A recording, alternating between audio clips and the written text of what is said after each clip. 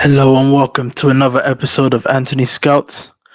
Um, it feels like I've been a while since I've done this since the last episode.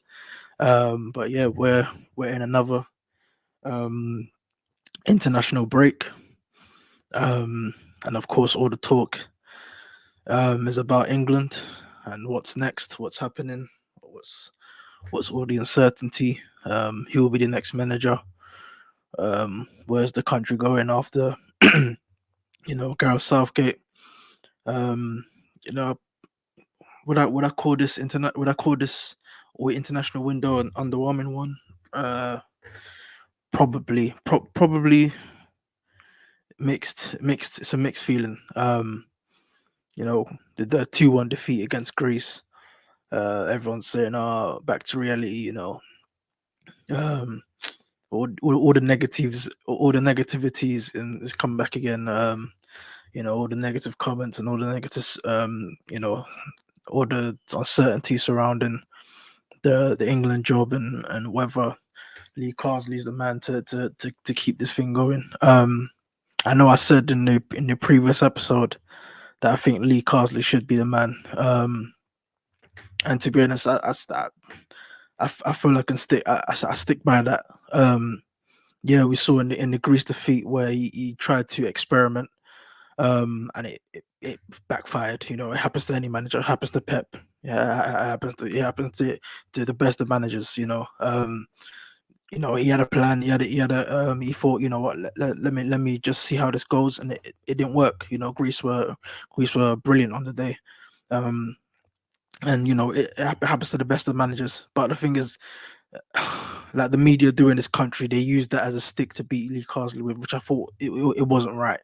And now people are saying, oh, his comments in the press conferences are not giving anything, and anything in regards to whether he wants the job or not, or whether he feels he's the right man. But for me, like is my purpose of this podcast. Let's quell all this rumor, all this negativity, man. He tried to experiment. He made a mistake. It backfired. Let's move on. I still think Lee Carsley. He's done really well. Given the circumstances. Um, yes, the Greece defeat was the plan before he was given the role in an interim basis. What the FA told him was that we want to be back in the Nations League A. We want to be back amongst the elite. Um, yeah, the defeat is kind of knocked that back a bit because Greece are on a roll right now. They think they won all their 4 games, and England's on 9 points. So we have to when we go to Greece next month, we have to beat them well by 3 goals or more. Um, judging by how things have panned out in terms of performances and getting results, it looks unlikely, but it can still happen. But still, it's looking at like England will have to go through the playoffs to get back into the Nations League A. But you know, I just don't like the negativity that I've been seeing in the media regarding Lee Carsley. This, you know, he made a simple tactical mistake. It backfired. Let's just move on. Let's just praise him for the job he's done so far. He's won 3, lost 1, played 4 games. Won 3 of them. Still two more games, or probably a few more when international breaks and returns in the new year. But this should be a period where England, you know, as a whole entity, just reevaluate, take stock, take their time. And what's next? And if Lee Carsley's the man you know to bring that tide forward to become a stopgap until onto the permanent plan is in the future, then so be it. But I'm not liking the way the media has portrayed him right now after that Greek defeat. We played well against Finland, won 3-1. You know, again, we were back to our control, back to controlling the game, back to the tactical innovation. We looked really good against Finland. Yeah, there's some sturdy moments. There were some moments where you thought, ugh, it's not clicking. But yeah, but I thought it was a really good performance that Finland won. Yeah, it was to be honest, it was more routine than impressive. But yeah, there was still the fundamentals in terms of tactics and controlling the game. Um, you know, um, yes, sucking the life out of Finland's momentum. Yeah, they had a few moments where they could have found the back of the net easily. John Stones and Mark Gahey were on the back foot for certain periods, but still, you always thought England were gonna stem that tide and come back and win handsomely. Yeah, disappointment to concede the goal at the end, but that happens in football. But yeah, I thought it was really good. Well, not well, really good. It was a professional performance, shall I say? Um, nothing to get too worried about. Even yeah, the Greece defeat was disappointing. Yeah, because for me, there were some elements in there where I thought, I'm seeing United again. Where so much space in between the defense and midfield, and the Greeks were just wow. They were just bypassing England's press so easily. I thought I was done with that for 2 weeks. Um, from United, I thought I can get a little break from that, see some good football from England. But yeah, that Greek performance was disappointing, to say the least. And Carsley has learned from that. He's an England under 21 manager. Look what he's done at England under 21s. You're allowed to make certain mistakes like that. Yes, it's the England job. There's always going to be scrutiny. There's always going to be there's major backlash. As to what's happened in that game. But again, the media scrutiny is too much. It's too much. But like, I get all the uncertainty. I get all the everyone's saying, oh, what's the FA's plan? What's next? Why is Lee Carsley still in the job? The job was open from August. What's happening? But I feel, yeah, England have to take their time with this decision. This is not going to be a quick fix. Um, you know, Southgate done an impeccable job. Yeah, he couldn't bring a trophy home, but you'd imagine the FA want to make a decision, want to bring in a coach that will get us over the finish line, get us winning trophies, get us competing against Spain for 90 minutes, competing against Germany and all that stuff, and consistently. And to get to that decision is gonna take time. I'm a guy that always looks at the bigger picture, always looks at the process. The process is going to take time. England will not get the right appointment if they make that decision now. It's got to be something where they have to be mulling over it. They have to decide over it for a long stretch of time. And like I said before, Lee Carsley is the right stopgap, right now. Um,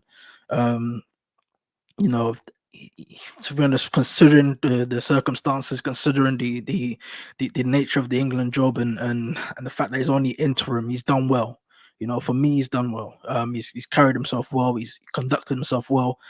Um, you can tell he's a tactical manager. He's a manager that's made for the training pitch.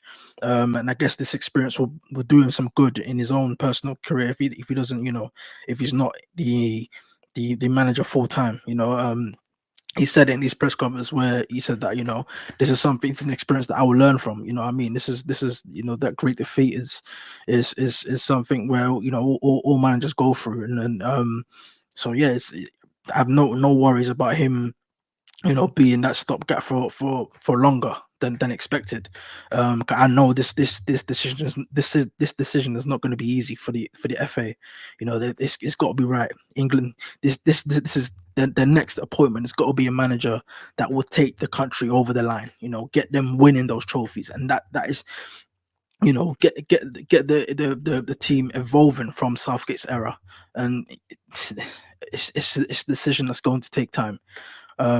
You know, I know a lot of people don't like hearing that in football these days. You know, people want quick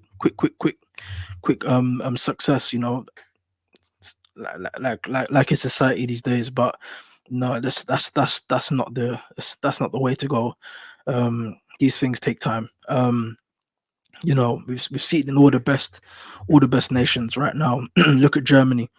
You know, went through a spell after the World Cup failure of Joachim Low. Now it looks like they found the right manager, and Julian Nagelsmann. You know what I mean? You know, so now look how long that took. What, 4 or 5 years to get to the right choice. You know, Spain went through a spell like that. You know, before they started dominating. When the domination ended, they still needed to get to the point where they thought, okay, let's get in a coach that will, you know, um, um, carry the team forward in terms of bringing youngsters through and shepherding the next generation. Luis de la Fuente, look at the job he's done over the summer. You know what I mean? How many years did that take before they found de la Fuente? Few 3 4 years. You know, this England, it might take 1 year, but you know, it's not something they'll do in 4 months. It's impossible. Um, you know, so England have got to take their time on this. The FA have got to take their time on this. And you know, not allow the media scrutiny, the media complaints, and all the backlash around and what's happened so far in terms of Lee Carsley's um the uncertainty surrounding Lee Carsley, not to allow their decisions to be swayed by all of that. You know, keep him in for as long as for as long as needed.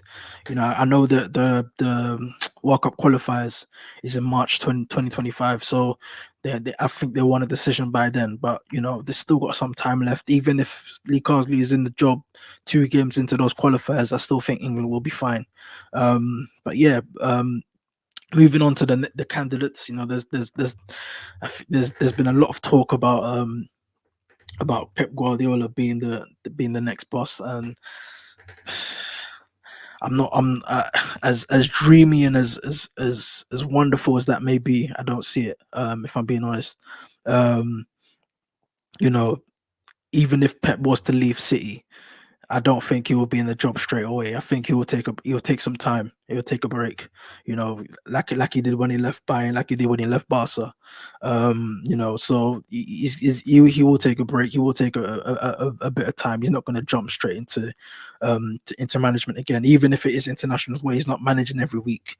He's not you know, on the training pitch every day, you know, like he will be at City, like he is at City, you know. If he was to leave City, I don't think he would jump straight into the England job. He even said it. Didn't he give an interview over the weekend where he said, you know, I'm not in the running for the England job. I haven't spoken to anyone about the England job. You know, you've seen all the newspapers, some of the newspapers saying that, you know, Guardiola will consider it. I don't think that's the case. Me personally, as wonderful as his appointment will be for the country, for the whole nation, I don't think it's happening. Um, and there's even now news coming up saying that Guardiola might even just sign a 1 year deal at City. With all the, you know, changes that's going to be happening there. You know, we've heard that their sporting directors leaving. TC Berestein. Can't even mention his name properly. But yeah, you know, someone who's worked closely with Guardiola. In the past, he's going to be leaving. So, you know, changes are going to be happening. They've brought in someone who I think is really good, Hugo Viana, from Sporting Lisbon. The job he's done there has been terrific. Or at Sporting. the way Sporting have just rejuvenated themselves under his leadership. Bringing in some excellent players down the line. Victor Gyökeres, Osman Diomande, so many good, really good young players they've brought in to help, bring Sporting into the next era. And look, they've won two titles out of the last 3 or 4 years, and so yeah, I think as much as I hate it, and as much as I see moving into a brighter new direction, Hugo Viana is a brilliant um, replacement, brilliant you know next step for them to take. And let's talk now that Guardiola might be handed a 1 year extension, and he's considering it, as I've seen in the Telegraph, I think. So you know, whether he takes that decision, we'll see. He said that there's talk that he'll make his decision in the next few weeks. Um, we'll see how that goes. But yeah, I don't see him taking the England job. To be honest, the uncertainty could be surrounding the fact that there's not that much candidates available. Um, I know there's Graham Potter who's available, but I don't think he'll be taking the international job. I think he'll want to go back into club management after what happened at Chelsea. He will have something to prove. And I think his next job he'll be, that's something he'll be take he would have, really thought of. And again, when was he sacked at Chelsea? What, 2 years ago? Um, or it's over 2 years ago, nearly 2 years ago. So again, look at that. That's another example of how these things take time. You can't just make appointments for the sake of it. Or managers can't just take jobs for the sake of it. So, I don't think Graham Potter will be taking that England job as much as good as I feel he would be for the job. I think he's an excellent tactician, no matter what happened at Chelsea. Um, I still think he's got the character, he's got the mentality, he's got he's had the time now to work on what went wrong in his previous job. He's had the time now to evolve himself tactically, mentally. You know what I mean? So, I feel that the next job he will do well in. Whether that's at England, we don't know. I don't think he will be an England manager. I think he'll want to be managing day to day. He want to be managing every day. He want to be back in club management. So, I don't think England is an option um, for him. But we'll see how that goes. Um, then there's talk of Eddie Howe at Newcastle again. I don't see that happening.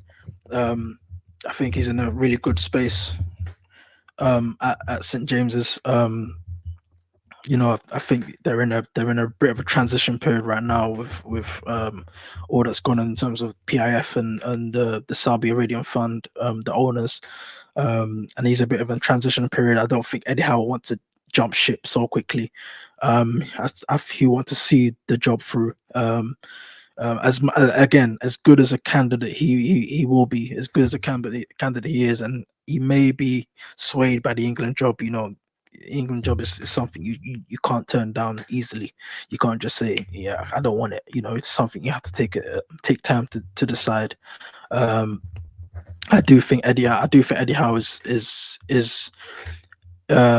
will be saying to himself, I've got a job to do at Newcastle. I've got a project still underway at Newcastle now. I want to see it through. So I don't think he'll be in the running. I don't think he will take the job. Then there's Thomas Tuchel, who reports in Germany have stated that Thomas Tuchel has been in talks with the FA regarding the job. For me, perfect. I think Thomas Tuchel's perfect. He's as Lee Carsley said in his interview after the game. He said that England needs someone that's good that's got a CV of winning trophies, that's got a CV of improving everyone around him, and that's Tuchel. We've seen it everywhere he's been. Um, someone that can take the team over the line, someone that can get the team matching the likes of Spain and Germany and France on a consistent basis. um he's got the minerals, he's got the mentality, he's got the someone that can he's got a vibe about him that you can't mess with him. This is a man that means business. This is a man that can compete with the elite, and that's Thomas Tuchel. I think he'd be perfect for the job. I know there's been talk of England should be appointing an English manager, and I just don't see the appeal in that. If I'm honest, yeah, Southgate. We had Southgate, and it was a brilliant run. Um, but whether an English manager will win will get England over the line is questionable. So you need someone that knows the country, that knows the England, that knows that's been in knows the environment that he's in, knows the Premier League, knows the players that will be at his disposal. Thomas Tuchel's, how many years was he in the Premier League? He had a few years on this belt at Chelsea. He knows the Premier League. He knows the English game. He knows what the fans want. He knows that what the FA will demand of him. And again, he's got an understanding of the country. Yeah, he's been there before. As he's done it, he's been there and done it. He's got trophies. He's got the CV. And again, some of the players that are in the squad, or some of the players that have been in the squad for a long time, and haven't been in and around the last couple of years. He knows some of them. So I do think he's the perfect fit. But then again, I want him at United, so it's a bit of a catch-22 for me. You know, which is, yeah, I don't know whether I want him at United more than I want him at England, but we'll see. But yeah, I do think on a put on from an England point of view, I think he's perfect for the role. I can't see a better candidate out there, if I'm being honest. Especially with those that are available for the job. I mean, those that are out of work, there's no manager available that's better than Thomas Tuchel right now. Those that are in work, it'll be difficult to get some of the best managers out of their jobs and into the England job. So for me, there's no better candidate than Thomas Tuchel. But again, we'll see how that pans out. Whether if the FA have a plan in place or not, we don't know. But again, as I said before, this is something that they've got to think about. This is something that they've got to really mull over before they can make a decision on it. Again, the next manager has to get has to be getting England over the line. It's something. This is a decision where we can't just make how can I put it, a random decision, or a decision where you just hope for the best, and then further down the line the candidate gets sacked. You know what I mean? This has got to be a candidate that's perfect for the role, that's the right fit, that knows the players, knows what the fans want, knows what the FA demands, knows the country inside out. Again, has the CV, has the what can I put it, minerals, has the mentality, has the tactical innovation, the tactical quality and eliteness to get England competing with Spain, with Germany, with France, with the best of the best on a consistent basis. And who is the man for that role? Most people will say Thomas Tuchel. I can't think of a better candidate out there. On the top of my head, I can't think of one. But yeah, as I said before, this will be something that takes time. I really hope it is Thomas Tuchel. I really hope. Um, as much as I want him at United as well, you know, yeah. If United want to give 10 out of time, then 10 Tuchel at England, I'll take him in a heartbeat. Definitely. But again, we'll see what the FA decide. Again, it's a difficult decision. It's a really difficult decision. But yeah, from what I've seen from England over the past couple of games, you know, there is a lot to work on the team. How to get the team controlling games for 90 minutes. Against Greece and Finland, we saw there were moments where we're too fragile, too soft, too the amount of times the Greek breached the defense, breached the midfield. It wasn't pleasing to see. Like I said before, I see that at United every week. I thought I had a break from it at this international break, but it wasn't to be. It was the same thing over and over again. It's not something what you want to see from a country we've supported so dearly, and you want to see move into the next the next generation, the next direction, the next phase. But yeah, like I said before, it shouldn't be a stick to use. It shouldn't be used as a stick to beat Clark Carsley with. I still think he's the right man, just the right stopgap to get to get things running smoothly, while decisions are being made.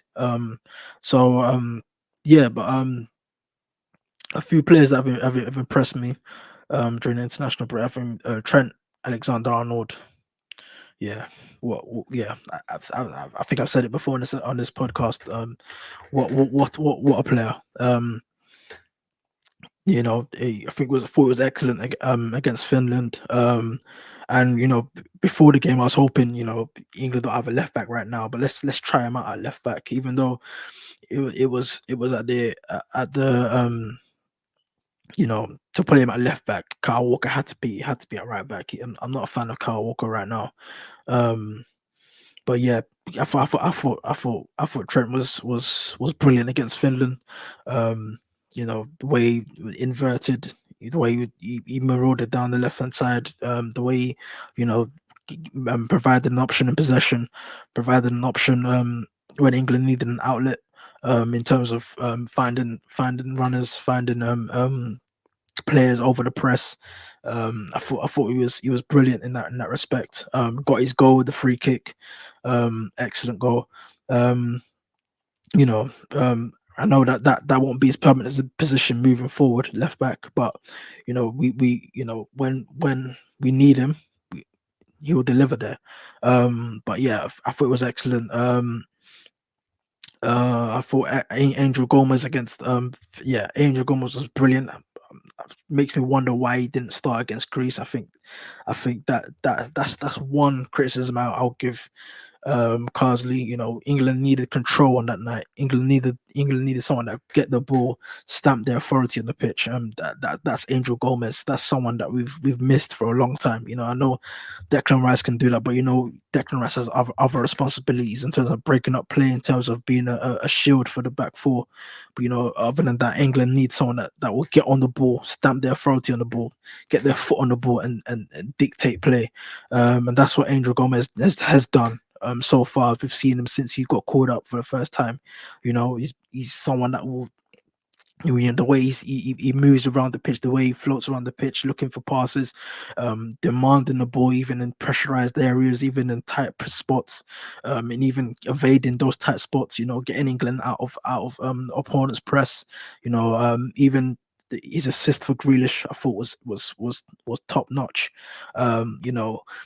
Well, yeah, it was in a tight spot. He still had the presence of mind, you know, the neat footwork, the nimble play to find Grealish, who made an excellent run. It's those that intricate technical ability that England need all around the pitch.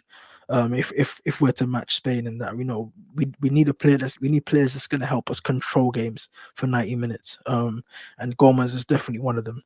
I thought it was excellent on that. Gahey, another one who I thought, why didn't he start against Greece, which I thought was a strange decision. I think every time he's put on the England shirt and started, he's been absolutely tremendous. I know Harry Maguire not being in the squad is a bit of a you know Harry Maguire has his critics, but for England, he's never let England down. But if Maguire's not going to be there, Gay is the man for the role. He's the man for the job. Yeah. Again, I thought it was excellent on against Finland. I thought he's someone that if Maguire's not going to be in the squad long term, Gay is the man to step up. Levi Colwill. Um, despite the defeat against Greece, I thought he was brilliant. The clearance off the line, of course, is one notable moment that people remember, but I thought it was excellent. The way the guys passing through the lines, through the thirds is amazing. I don't think I've seen anyone as good as that.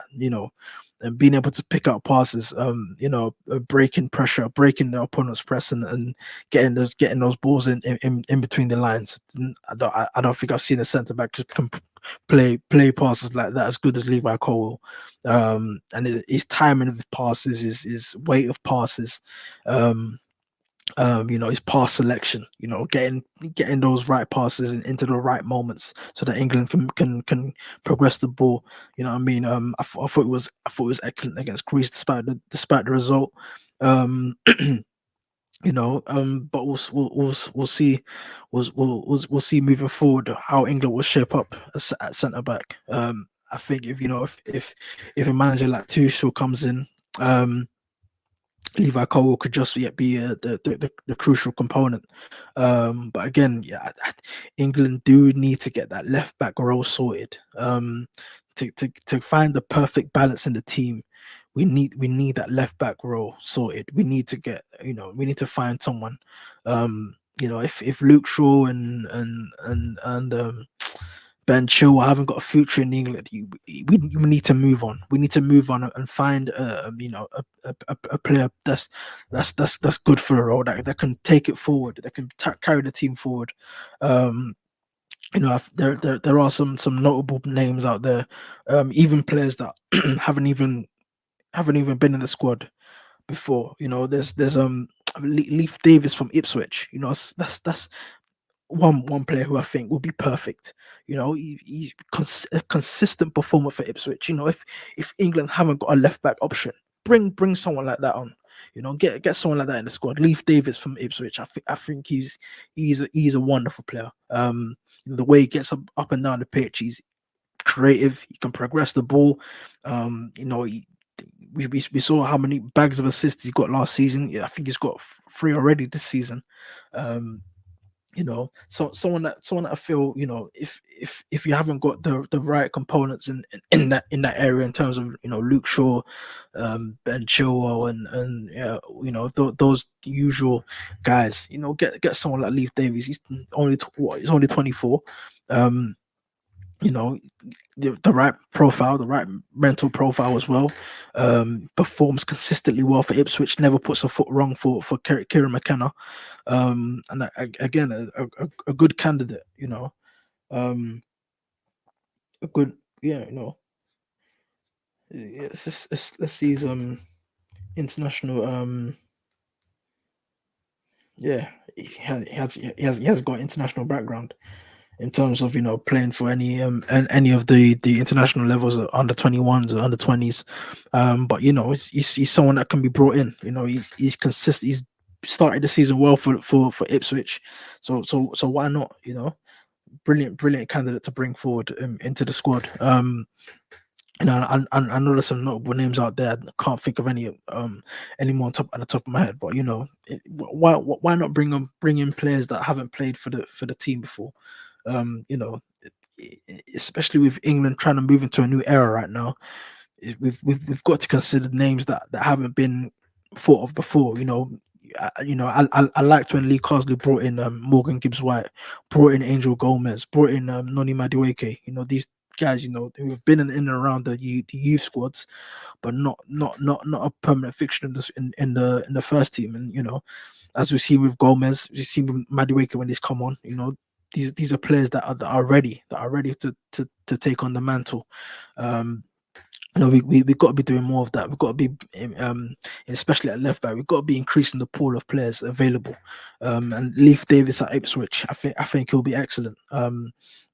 He's got all the tools. He's just what England need at left back. Someone that can attack that space, provide a balance tactically for the team to open up. Someone that can open up the pitch as well. If you want your left winger coming inside, so he needs a threat outside of him that he can work with. And I feel Leif Davis is the perfect outlet. But yeah, again, so, if the way we've picked players in that role, it doesn't look like happen, but it needs to. Those are the type of players that England need to be involving. But yeah, we'll see how the team evolves. Other Jack Grealish, I thought was really good against Finland. Again, another one who should have, at least because he should have stuck to the team that won against what was the last game before the Finland game. England beat. I think England beat. Is it Ireland, Finland? Yeah.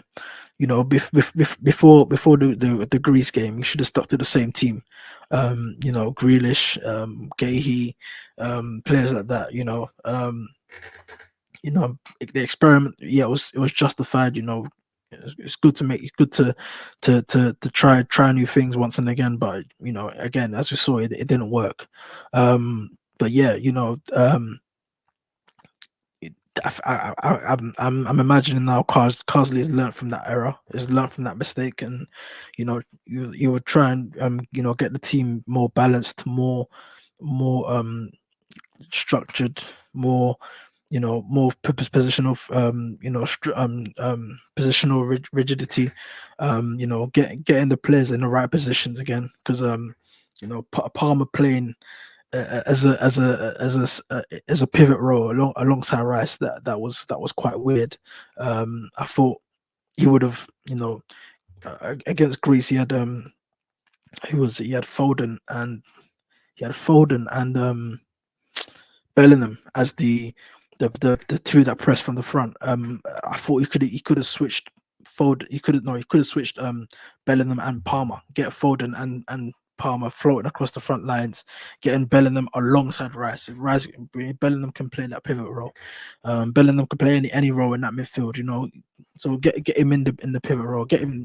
I feel that's where England were light against Greece. There was no aggressiveness. There was no presence of mind alongside Rice to plug the gaps that Greece exploited. And the more sensible option, if you're gonna be changing the team like that, at least get Bellingham alongside Rice. That's a worthy England midfield pivot. Again, something again Carsley will learn from moving forward. But yeah, some despite the mixed result, some really notable performances. Levi Cole, as I mentioned, Jack Grealish, Trent, Angel Gomez. Still some positives to take away from this international break. But yeah, some really interesting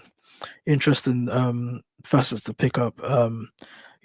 Again, as I said before, this is a time for England, the FA, to really knuckle down and assess what England need to move forward.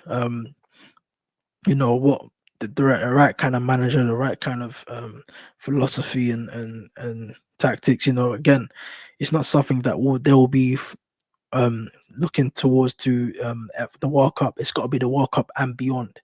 Someone that can take the team beyond to the World Cup, get them playing the football that the fans want, possibly bringing the trophy home.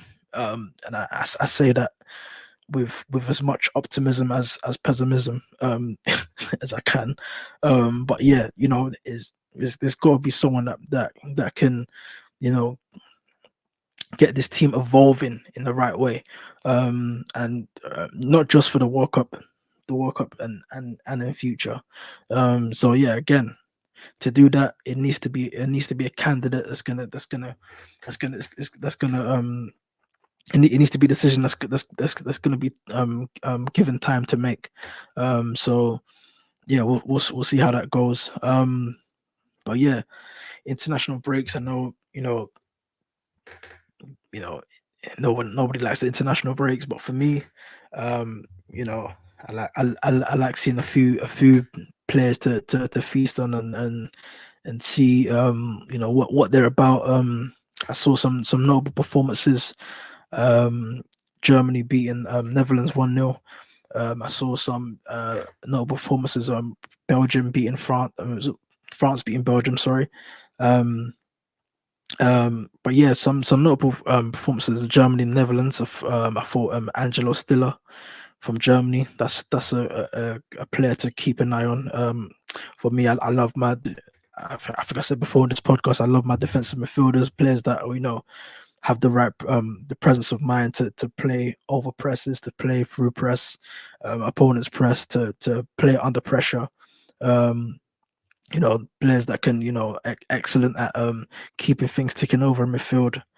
Angelo Stiller from I think yeah, he plays for Stuttgart. And I think he's just started out as his journey in the Germany first team. And I think he will be a permanent fixture in Julian Nagelsmann's XI. Um, excellent, excellent footballer. He's got the vision, bounce passes, the way he receives on the half term, the way he can you know, when a team is building up from the back, the way he, offers a passing option to get teams to get his team out of the pressure. I thought it was excellent against Holland.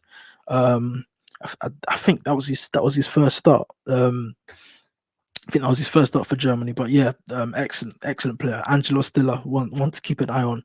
Um, I think they had the hype around him this season and last season has been justified. Excellent talent. Only 23 as well.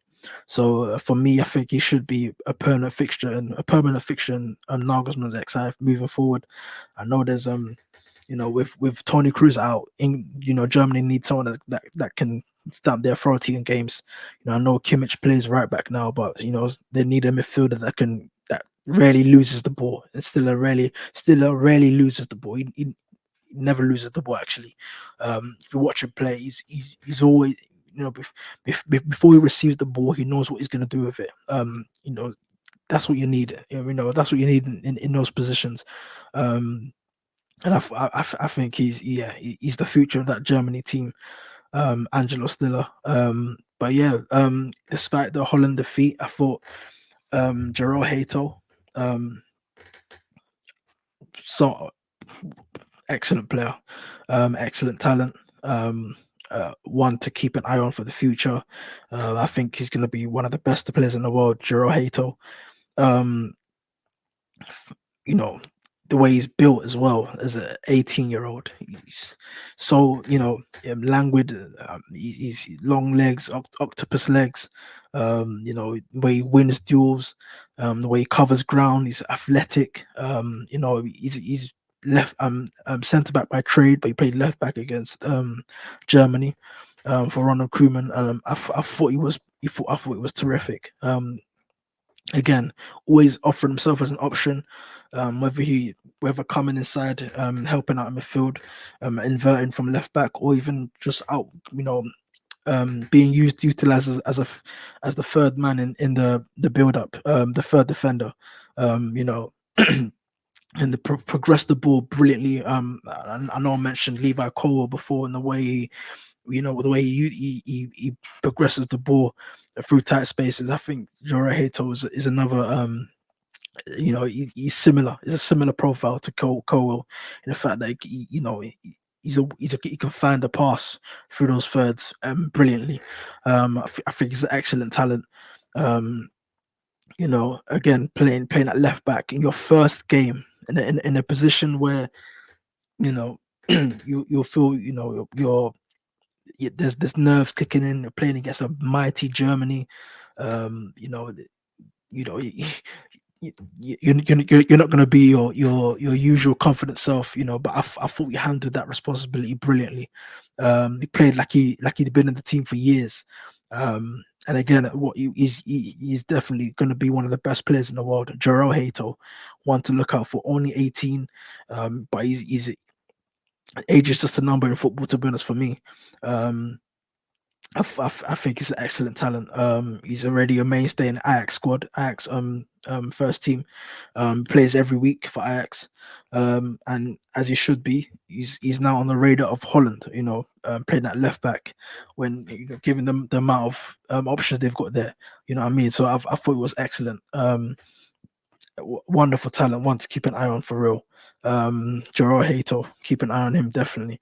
Um, but yeah, some very good performances over the international break. I love, uh, I want the Premier League back quickly, but it's also a chance for me to look at players that have been impressing at club level, but still given the chance, given the chance to work with given the chance to play at international level and impressing. And Hato, Angelo Stiller, just a couple of names you know that are thankfully now given international recognition, and they've taken it on board brilliantly. I love to keep an eye on them.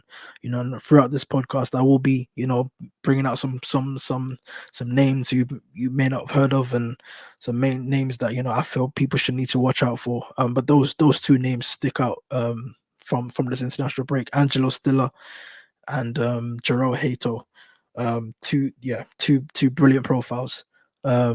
Especially in an era where we're in an era where teams are more possession based, positional based, position based. Teams are now playing out from the back, and using those kind of profiles to give them control, give them some players who can play under pressure, players who can play through opponents' pressure. Those two players, those kind of profiles that can get teams playing like that. We're going to be seeing, we're seeing so many of that, so much of those facets in teams, and we're going to be seeing much more as teams begin to evolve. But those two names are certainly ones to carry forward. But yeah, um, yeah. So next, I'll be talking about. I brought out a piece on my Anthony Scouts website. Um, Analyzed a defensive midfielder who I've been taking a look at for around a year now. But yeah, he's from France. He plays for Red Bull Salzburg. Lucas Gourna-Douaf, a young player who I've been looking at for a while. And yeah, I brought out a piece on him last week. Yeah, the link will be in the comment section below. But yeah, fantastic player, defensive midfielder. For me, I've said it before that I like watching young defensive midfielders you can control games. They're not just physically adept. They're not just they can break up play and defensively sound. They're not just players who can just win the ball back for the team and give it to someone else to control. I like my young defensive midfielder to be adept in possession. Loves to receive in half term, can receive who's back to goal, can receive and distribute under pressure. He's mentally, he's got the mental capabilities to thrive, even when things aren't going his way, or in his team's favor. He's got the physical profile to dominate space, dominate ground, eat ground, cover spaces, cover large spaces. And I think Lucas Gunnar is one of those young players, young defensive midfielders who I think will blossom into one of the top outlets in the role in the near future. He's playing at Red Bull Salzburg under former Liverpool assistant coach Pep Linders. And I think results have been a bit of a mixed bag on the Linda so far for Salzburg, but I think Gona Duaf is someone who has stepped up brilliantly. I think has he been a mainstay? I wouldn't call him a mainstay. There's some match days where I've seen him on the bench, and I've seen him and there's some games where he will start. So he's not really a mainstay yet. But he's someone that Linders can rely on, especially when if they need a player to shore up that midfield, Gordon Duaf is someone I've been impressed by. Um, again, if you want to read the full analysis, it will be in the comment section. It's in the comment section. But yeah, excellent talent. I think he's only 21. He's 21 now. So yeah, I think he's been on the radar of a number of top clubs in Europe. RB Leipzig have looked at him. I think Newcastle, Tottenham. I think yeah, yeah, AC Milan have looked at him as well. But yeah, I don't think he'll be at Salzburg for long. I think this will be his last season at the club. I think he moved there from Saint Etienne. Was it 2000 and was it 2016? I think he moved from Saint Etienne after he was in the first team at Saint Etienne from the age of 16, I think. So he made his debut made his debut at Saint Etienne um in 2020. So that was 4 years ago. Well, yeah, 17, when he was 17. So he was a first teamer at Saint Etienne when he was 17. Moved to Salzburg in 2022. So he's been there for 2 years now. And he's been a mainstay, and he's been a permanent fixture at Salzburg. Um, has played nearly 60 league games already. So just goes to show how crucial he is to the team already. But again, as I said before, I don't think he'll be there for long. I think he'll be snapped up by a mid to top level European club very soon. I do think he'll be playing amongst the elite in the not so distant future as well. Um, but again, it's nice to see these kind of talents progress the way they have. This going to do after he was you know playing at first team level for Saint Etienne in League the first French first division for Saint Etienne in the first team. You know, playing 60 he played 60 odd games, 60 games, 60 league games. For Saint Etienne in the French league. Which is impressive, and so again, that goes to show that this player has the quality to go and do it elsewhere in the top division. um and the French league is the top five league in Europe. So if he's performing at that level, and if he's going on and becoming a crucial component for Salzburg, getting his development, getting his learning, getting his maturity in there. Talents like him need minutes, need permanent, not permanent, need regular minutes, need to be playing every week, which he is doing at Salzburg. Yeah, there's a couple games here and there where he's given a rest, but I'm imagining Linders has told him, you're a crucial component in my team. So yeah, he's a talent that needs that kind of development. Salzburg is the perfect environment for him. I think if you're a young talent looking for a club to nurture you, to develop you properly, get you mentally fit, physically fit, especially with the kind of philosophy they're playing. High pressure football, high intensity football. Possession based, playing on the front foot all the time. Salzburg was one of those teams, one of the most famous teams in terms of development.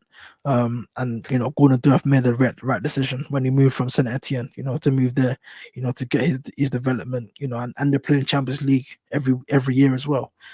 So that's something that I commend him in terms of making that decision to move there.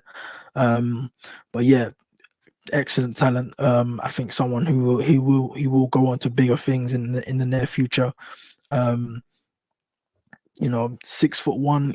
He's not the tallest, but his looks are deceiving. When you look at him, you think he's just a nimble midfield player. In fact, he's more than that. excellent on the ground. The way he covers ground as well, he's got fantastic energy. Um, I think Salzburg had a Champions League game with Benfica. I think, which I've analysed in the piece. Salzburg had the Champions League with Benfica. I think it was last season or 2 seasons ago, where he kept Di Maria in his back pocket. You know, and it's not just in terms of breaking up play, but the way he controlled the whole game, the way he dictated the possession for Salzburg, the way he offered himself as an option, even when he was in a tight area, even when he was being pressured. Um, you know, yeah, I think one of his most impressive performances at Salzburg.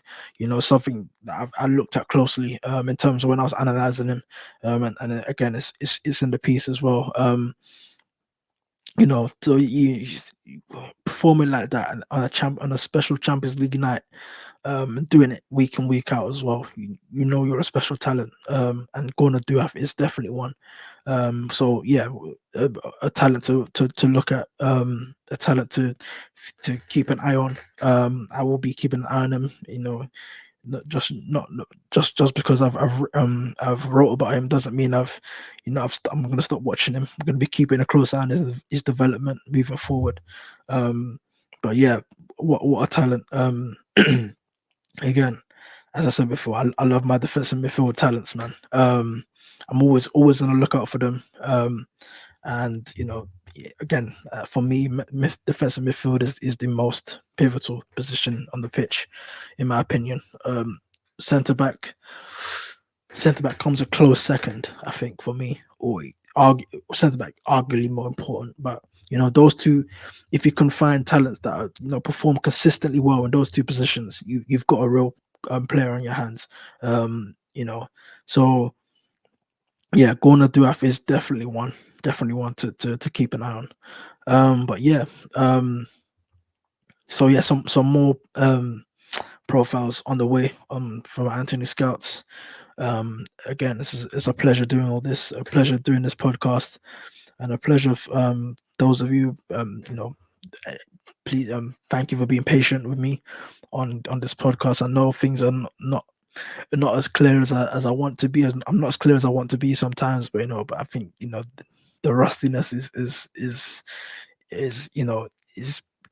being made clear. The rustiness is going to go with more episodes, with more um practice, and more fine tuning. But yeah, there will be more podcasts. I will be having another episode very soon. We'll be discussing the Premier League match day 8. Is it? Yes, 8. Some notable games to keep an eye on: Liverpool versus Chelsea, Tottenham Newcastle, I think. Yes, Tottenham Newcastle, or was it Tottenham West Ham? Tottenham West Ham, yes. Manchester United and Brentford. There's another Wolves, Man City. So yeah, I'll be bringing out an episode on that next up. But yeah, thank you for listening to this podcast. Thank you for listening to me on Rant About England. Thank you for listening to me advertise my Anthony Scouts piece. Thank you. Yeah, thank you for bearing with me. Thank you for being patient. And yes, on to the next one. See you soon. Bye.